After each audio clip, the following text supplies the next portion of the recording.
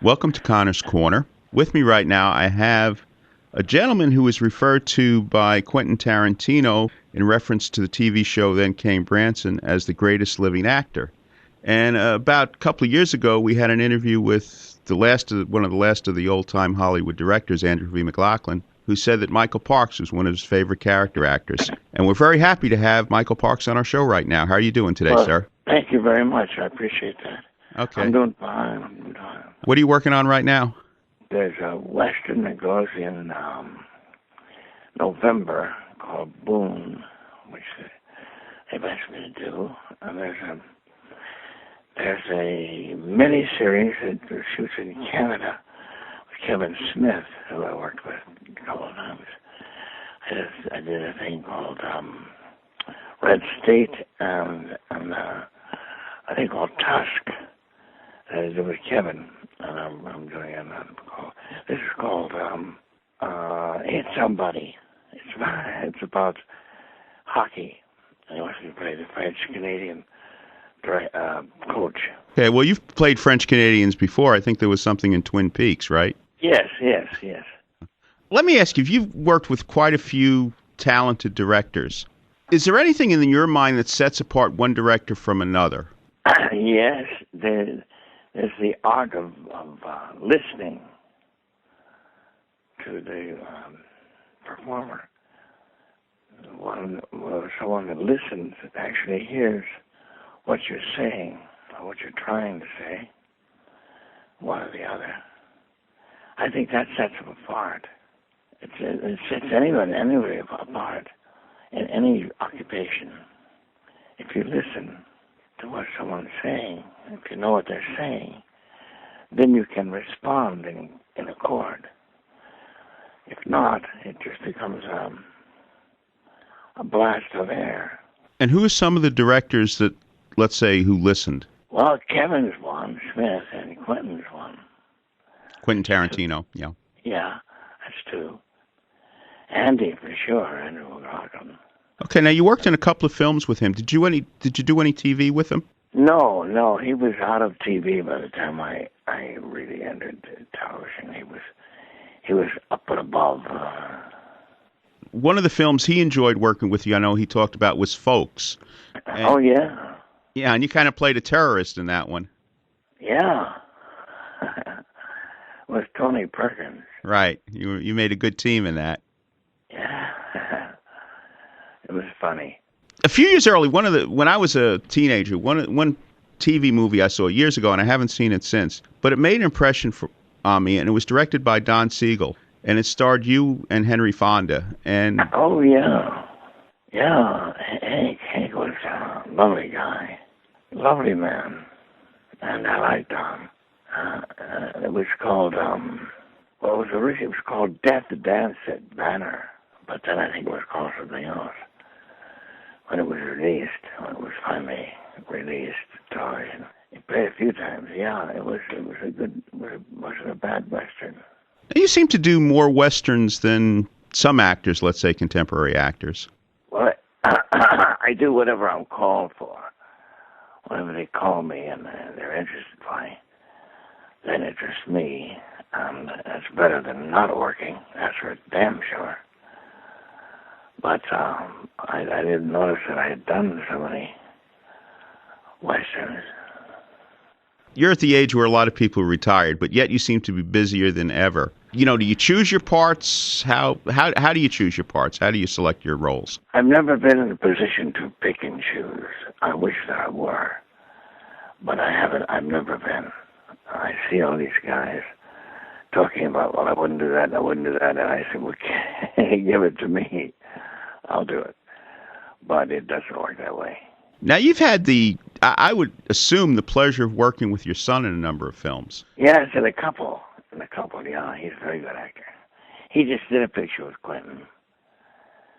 It's called something 8. The Misfit 8 or something. I don't know what the hell it's called. It's a Western. And he asked Jim to play the stagecoach driver in the story, and Jim said, of course. He said, yeah. And then he realized that once he was in it, what it required. Quentin, it's good luck to be damned. If you can hang out to dry, you will. So that was not a great experience. It was an experience, I must say that. But it wasn't a wonderful experience. It was, you have to do this, you have to do that. It was endless physical movement and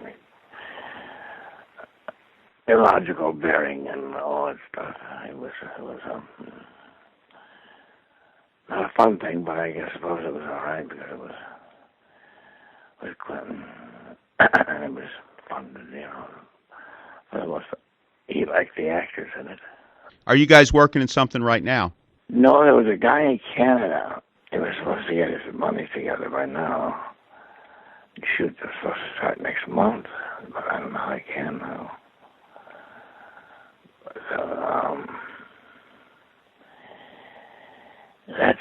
that's a picture that we could be trade or something. It's called Strange and Horrific. And Jimmy was playing that with me.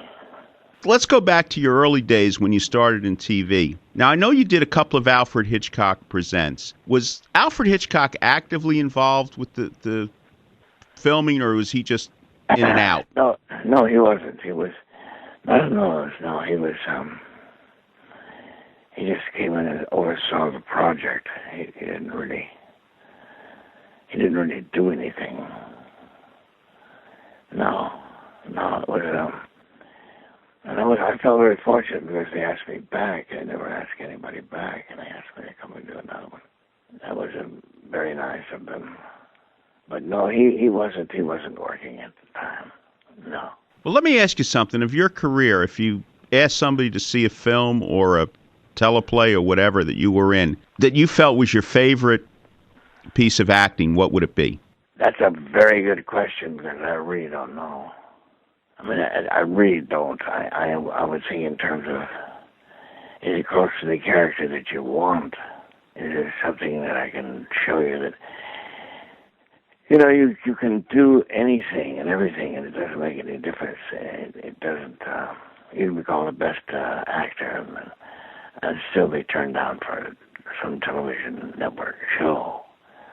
So it doesn't make any difference what you do in this business. I think the people out there will have recorded, found me more interesting than the people in the business. I think, they will say to me, I saw you in this and you played that and you played that and you played that. My God, the difference and blah, blah, blah. But the people in the business don't do that. For some reason, and it gets worse every day. It doesn't, it's not a matter of getting old. It's a matter of, paying attention, like I say, listening and watching. Because you can go all day and say, well, somebody, if you only saw them one thing or two things, and you say, well, he's a good guy. Well, hell, give the guy a chance. Give the actor a chance so that you can see. But I don't know. If I were to guess something, they used to show a lot of people Wild Seed, was a little black and white picture they did with probably Brian Hutton, who was a good director. He just died this last year. He was really good. He was excellent director. Very bright, very receptive. But I don't know. I just don't know of any film that I would say that's it. I mean, I like different characters that I've done somewhat and others, but it doesn't make any difference. I don't know that I never think of any as my best. I think there's yet to be. Now, your son's following your footsteps. Would you advise somebody else, to become an actor? I didn't advise him. He said to me one day, I want to be an actor. And I said, well, there's only one thing that I can tell you is that it's one day it's chicken, the next day it's feathers, which he knew because of my profession. I mean, he knew how I worked and how I didn't work, and time went on, and the table was very lean at times, so they knew that. But that's all I can say to someone. I don't know. I'm sure that there were people that wonder what the hell I was doing. I'm sure there were people that thought, well, I don't know who the hell he thinks he is. But, that's when you've been bitten, you've been bitten. What actors did you enjoy working with most over your career? Well, Jack Palance, Richard Burton. But Roger Moore, I enjoyed him very much. He was a wonderful guy. I don't know. I just don't know. Right now, you've caught me. I don't expect these kind of questions. Okay.